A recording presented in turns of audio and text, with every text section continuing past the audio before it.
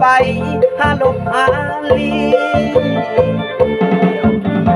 ป่าสาวตีนาน้ำโลกโควิดเอื่อยหักเล้าเป็นผู้ใกล้ชิดน้ำโลกโควิดกระจายไปทั่วว่ามีหนุ่มไทยสองคนเข้ามาพันหัวเที่ยวลิ้นอย่างแต่เมามัว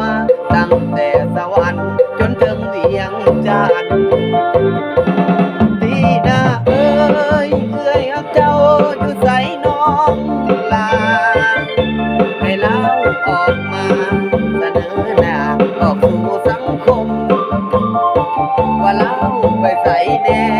พักอยู่ใส่แน่บอกเล่าสุขสมบอกสีแจงออกสู่สังคมให้แก้ไขกันง่ายกว่านี้ถ้าเจ้าบอกหักชีวิตเจ้าของกระสร้างประเทศลาวสิเป็นบ้านทางยอดสุขเจ้าสองคนหูบออยู่ที่อีลาโรคโควิดมันพยาธิติดต่อถ้าอย่างเจ้าหักแม่หักพ่อเคยหักเจ้าน้องออกมาลายงานตัว